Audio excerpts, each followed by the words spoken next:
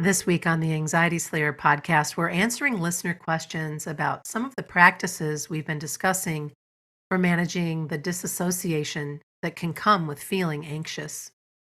But before we begin, we'd really like to give a big thank you and shout out to our new patrons, Jennifer, Margaret, and Shannon. If you'd like to become an Anxiety Slayer patron and unlock a community of support, guidance, and inner calm, plus more than 200 downloads, you can join today at patreon.com/anxietyslayer. Welcome back to Anxiety Slayer. It's so good to be with you after a couple weeks of hiatus. Ananga and I took some time off, and we have come back refreshed and ready to dig into some new content for you. Welcome back, Ananga. Hey, Shan. I have missed you over these last couple weeks. It's good to be with you again. Yeah, you too. I just really enjoyed catching up with you. So let's dig right into the questions that we've received, and we'll give you the best answers we can.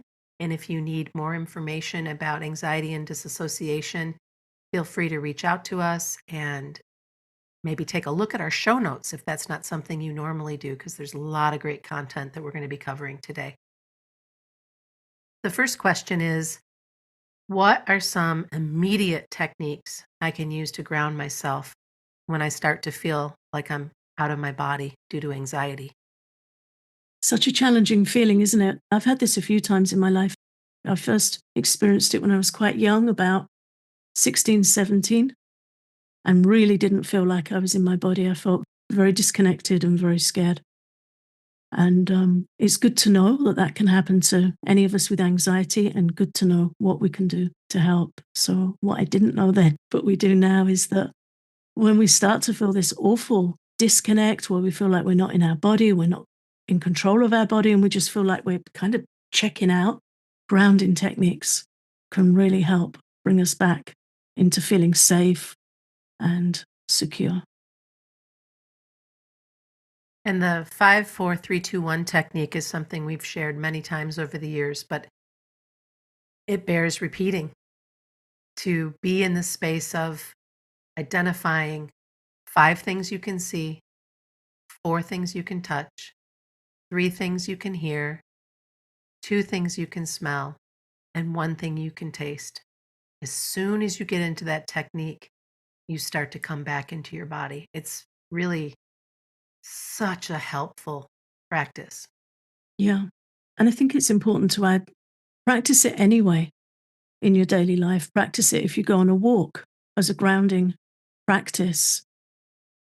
Practice it when you're baking or engaging in a hobby or gardening. Just get really used to it. And then it's so much easier to bring it in those moments when we feel disconnected or disassociated, because sometimes that feeling can come on so strongly and it can feel like it's come out of the blue, and then we can get caught out and we don't know what to do. So if you've got something you're familiar with that you know helps you feel safe and grounded, it will help stop disassociation happening. If you have a daily grounding practice, it's a preventative measure. And the other benefit is, if you do start to feel disconnected, you know what to do. It's familiar, it's there, and you can just start practicing. And physical sensation is also something that is very helpful. And it's as simple as carrying a small object, whether that be a pebble or a stress ball or a crystal or perhaps textured fabric, or maybe you may have one of those spinner rings. You can focus on how that object feels in your hand. I carry a small piece of amethyst almost everywhere I go. And if it's not in my pocket, it's in my hand. If it's not in my hand, it's stored in my bra. That's where it is, folks. It's been with me forever. At least a decade. This wonderful touchstone. I have a beautiful beach pebble. Mm. It's a lovely grey pebble with a band of quartz running through it. Whenever I go to the beach, I look for these stones with a band of quartz in them. I'm really drawn to them. And this one fits really nicely in my hand.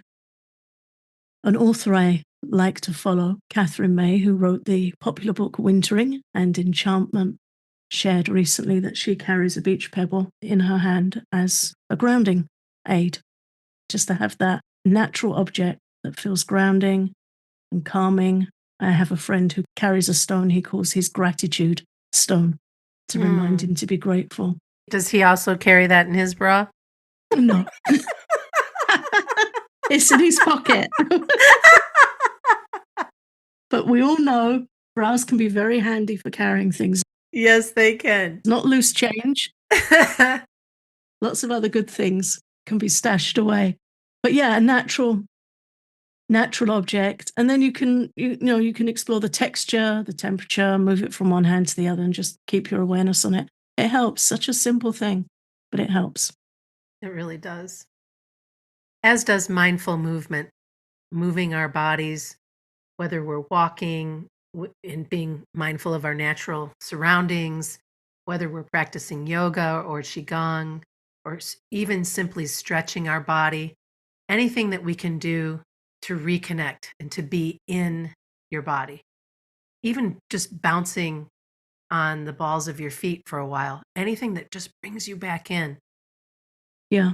As you said, anything that brings awareness in. And of course, yoga, qigong, they're grounding practices as well. Another thing to have a short routine that you do every day so you're familiar with it. There are some great qigong videos on YouTube, and you can have a look around and find something that's just 5 or 7 minutes long. It doesn't have to be a big time commitment. I learned a short sequence that I do every morning and most evenings that I find really helpful. And then if I feel stressed or disconnected, I know it and I can go to it very quickly. So again, having that familiarity. And then finally, another technique is the cold water technique or ice cube technique, where you splash cold water on your face or hold an ice cube, or I found it's also helpful to just put an ice cube in my mouth. This sensation can help you feel more grounded. It's something that I did during my travels while we were away the last couple of weeks. There was some stress involved in some of the airport getting about and connections and such. And I knew to go right to those ice cubes, and it helped me immensely. And then our next question that came in is, how can I prevent anxiety induced disassociation from happening in the first place? Which I thought, yeah, that's a great question. Nobody wants to feel the anxiety induced disassociation that can happen. So what do we do? Yeah, again, it's something that can catch us off guard as an uncomfortable experience. And the challenge with this, as with anxiety attacks, is once we feel like it's come at us out of the blue, we can become very uneasy about it and very hypervigilant.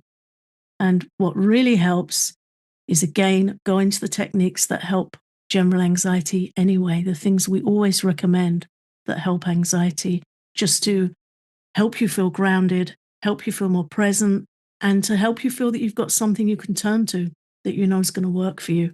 So it could be a regular mindfulness practice, engaging in daily mindfulness or meditation exercises to help you settle into the present moment and feel very aware and with the present moment. That's something that's going to prevent these feelings.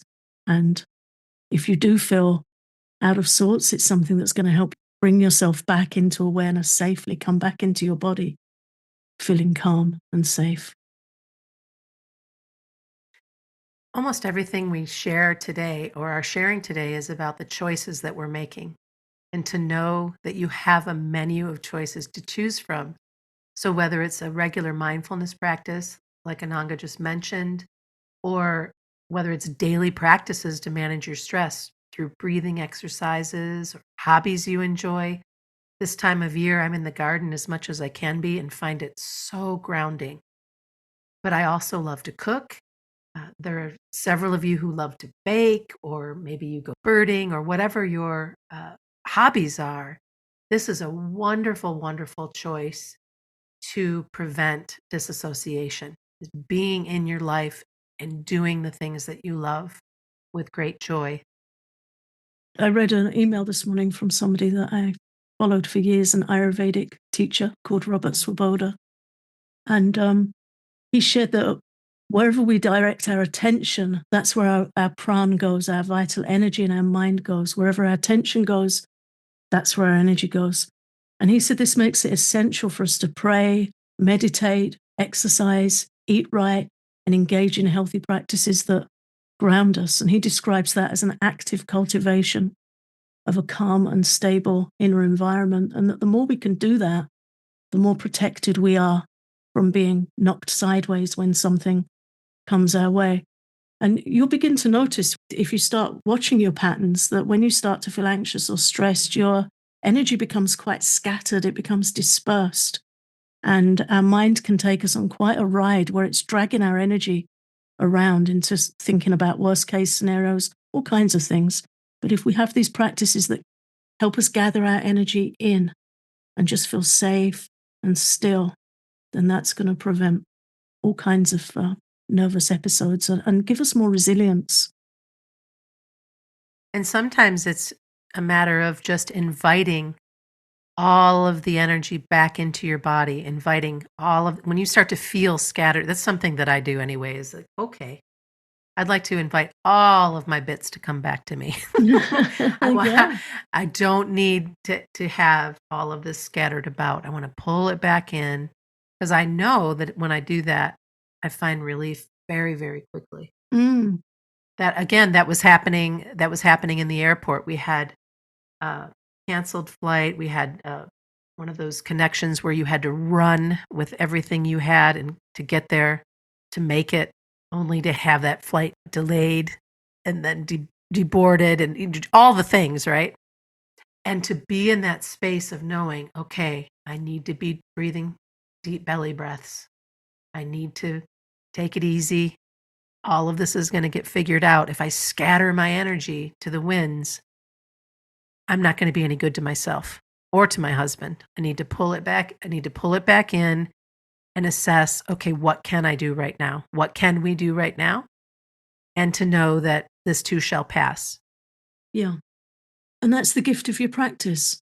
That's the gift it gives us. It gives us the moment of pause and the chosen response instead of just freaking out or feeling completely overwhelmed. That's the gift of daily practices, that we have that buffer. Still doesn't make it an easy experience, but it makes it easier and it helps us get through it with minimal strain to our nervous system and to our loved ones' nervous systems. It's a good investment to have these practices in place. And then, of course, another way to prevent anxiety induced disassociation is to get therapy, to get some therapeutic support, work with a therapist to develop coping strategies and to address underlying issues that are contributing to feeling anxious and to feeling like you want to leave your body or that you're out of your body. Talking with somebody can really help. And the patterns that come forward when you talk to somebody who's objective is just so wild. Things that you're blind to that somebody else can see and ask you about makes a big difference in your exploration and all that you want to do to come up with techniques that can support you to feel more peaceful and more present. This show is sponsored by BetterHelp. Man, this year has gone by so fast. Have you taken time to think about something that you're proud of in 2024? What's something that you're happy about? What's something that you still want to accomplish this year? When life moves so fast, it's important that we take some time to celebrate our wins and to make adjustments for what we'd like to see ahead. Therapy can help you take stock of your progress and set achievable goals for the rest of the year. It's really helpful to learn positive coping skills and how to set boundaries, and you can do this with therapy. Therapy helps you to become the best version of yourself. And it's not just for those who've experienced major trauma. If you're thinking of starting therapy, give BetterHelp a try. Take a moment. Visit betterhelp.com/slayer today to get 10% off your first month. That's BetterHelp, HELP.com/slayer. Moving on to question 3. What strategies can I try long term to support chronic disassociation caused by anxiety? The first answer that comes up for me is investing in self care and supporting that self care as a long term commitment, as a lifelong commitment to looking after yourself. Yeah. Sometimes we feel like we've tried something for a while and it's not working.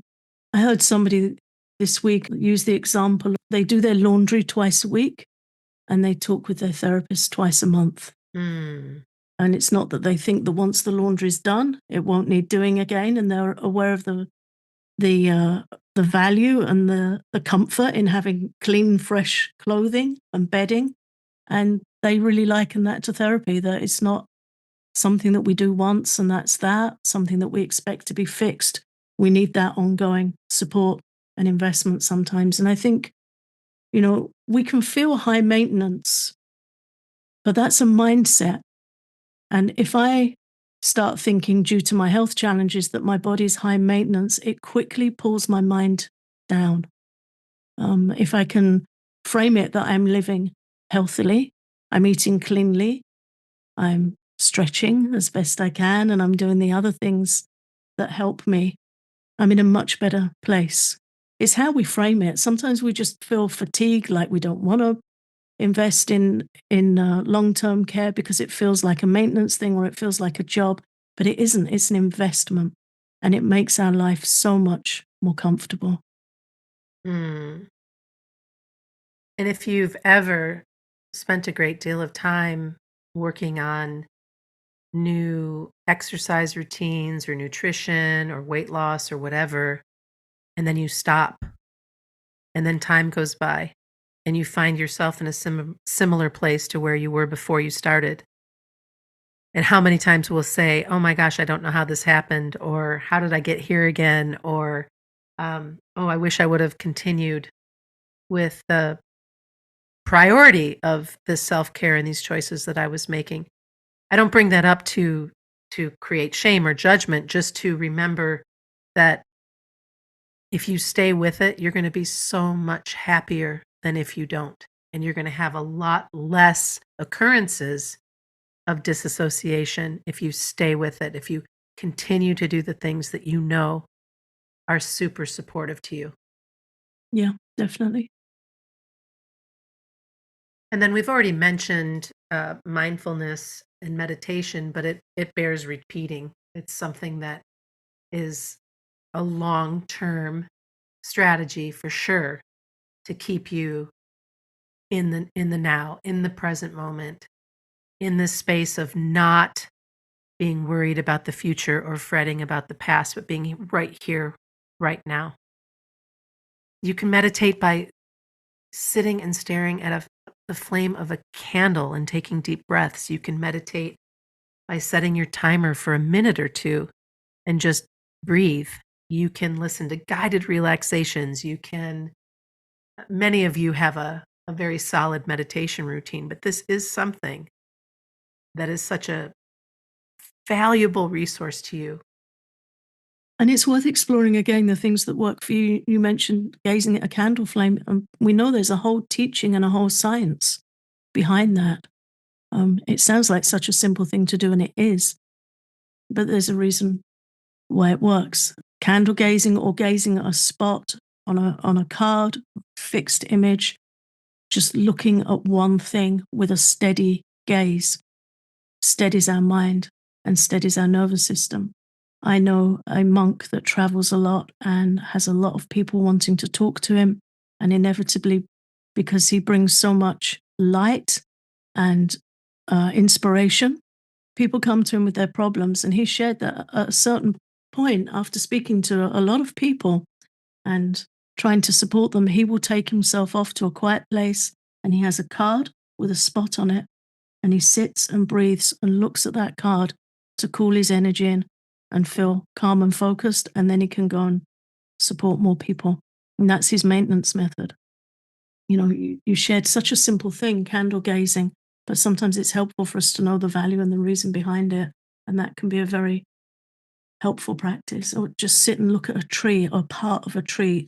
Find somewhere where you can just sit and steady your gaze. And it might be that you can only do it for a minute or so at first, but you can build up.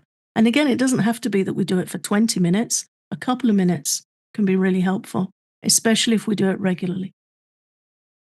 I like that you bring that up because often the first thing our mind will tell us is, I don't have time for that. Hmm. That's too much time. I could never sit that long.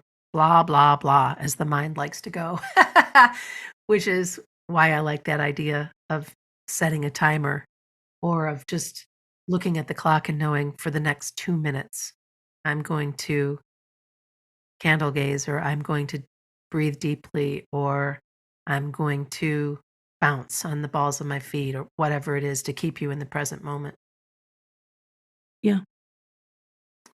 And then, of course, we couldn't talk about long term support and strategies without talking about our relationships and the quality of our relationships and how important it is to build and maintain supportive relationships, to be in that place of knowing that you're fully supported and you're feeling connected to those that you love and that you're allowed to occupy all the space that you're in just as you are. These are the people who, oh my goodness, how lucky we are to have them in our lives. You're that for me. My husband is that for me. I have a couple more friends. I find myself so blessed that there's a handful of people who I know I can be 100% who I am with full support, whether I'm falling apart or whether I'm the one that's holding everything together, depending on the day, right? Yeah. Yeah. I'm very grateful for that in you also. It's that dependable grounding connection. Can feel like a tether in the best sense of the word. Sometimes relationships can feel like we're tethered in not such a positive way, but this is very positive, grounding, steady, feeling accepted, knowing there's trust, and that really helps. And then finally, journaling, a long term journaling practice. And this starts with the joy of finding a new journal, even if it's one of those school ruled journals to write in. I love journals. And then knowing that you're going to be keeping a journal where you can process your emotions and that track your patterns and make it a priority for your day, whether that be morning pages, whether you start your day that way or however it works best for you to get everything on the page. Because once you do that, you can identify triggers, you can come up with effective coping strategies, you can go over something that went down and how you might like to handle it differently, or perhaps how well you handled what went on and what you did. It really is helpful to take a look at these notes and journals. I love doing that once I've filled a journal, going back and reading it from beginning to end and to really see how far I've come or to jog my memory of something I may have forgotten and to just stay in the practice of getting my thoughts, worries, joys, fears, all the things on life on the page. Yeah, and it also gives us that thread, doesn't it? Where we can see, even through choppy times, our aspirations, the things we hold dear, don't really change. They might upgrade, but they don't change the core. The core intentions are there. And we can see sometimes we may feel that we haven't been doing so well. We might have noted down that we've been really trying. We've been taking good care, better than we thought. And one thing I find very helpful to note down on challenging days is, what did I do today that I'm glad I did?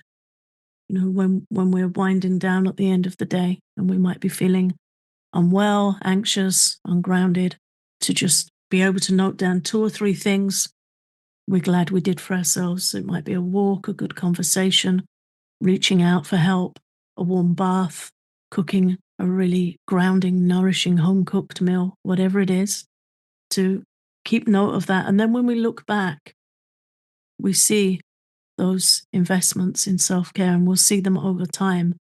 And we'll also see how we've managed to build resilience. So it's a very grounding practice in and of itself, but definitely helpful to reflect, get to know ourselves better, and look at how we're supporting ourselves. And then our last question today is, are there any specific triggers I should be aware of that might cause disassociation? Which I hadn't really thought about that, and certainly there are triggers for all sorts of anxiety attacks and disassociation, and obviously they vary from person to person, but let's kind of dig into some of the common triggers to be mindful of. Yeah, and there are some typical ones, and it does help to know because, again, that helps prevent that feeling that we've had something come at us out of the blue. It can be tiredness, lack of sleep, feeling overtired, stressful situations, and it might have been a couple of weeks ago and it's caught up with us. It might be something that's been wearing us down that we're not so consciously aware of. So look for things like that. Major life changes, um, things that remind us of past trauma can really affect us. It could be a smell, a sound, a location. Be aware of things like that that can really kind of jolt us and it can make us feel like we've been jolted out of our body. Intense emotions and emotional overwhelm are also triggers for disassociation, whether positive or negative. When we feel like life is too much, when we are just really struggling to manage what's going on in our lives, whether through uh, relationship changing, through illness, through having a child move out for the first time, perhaps losing a job. I mean, there's just so many things that tie into emotional overwhelm. And this is where our practices really come in. Whatever we're triggered by, whether it be the stressful situations, uh, past traumas, emotional overwhelm, we have to be able to make the choices to support ourselves long term. Yeah. Something I've really noticed that can set off feelings of disassociation for me in the past has been illness. I remember one incident where I had the flu quite badly for a week or two. And when I'd recovered, I went to visit a friend and I was sitting in her lounge and I just started to feel so strange, like I wasn't there properly, couldn't connect with my surroundings properly, couldn't connect with her. And I was aware that it was from the illness. It had made me very airy, spaced out. So as I was talking to her, I really looked into her face and tried to connect with her. And then she had this lovely soft rug on the floor where we were sitting. So I put my hand in the rug and I was scrunching up the rug and feeling the rug, taking deep breaths. And gradually I settle back into myself. It can feel such a strange sensation when it begins to happen. So, yeah, it's helpful to know the things that can trigger it. Otherwise, we tend to blame ourselves and think, what's wrong with me now? But it's good to be able to look at, especially tiredness, lack of sleep. Yeah, those things. Just really keep an eye on the things that, anything that can make us feel ungrounded and scattered. And then we've already shared the things you can do to help remedy those. Mhm. We want to thank you for sending your questions to us and for your engagement in the podcast. We're incredibly grateful for you and hope that you continue listening to Anxiety Slayer. Thank you so much for listening. If you love our podcast, please consider exploring our Patreon for loads of Anxiety Slayer extras for calming anxiety, including exclusive posts, guided meditations, tapping sessions, popular episodes, and more. Learn more at patreon.com/anxietyslayer.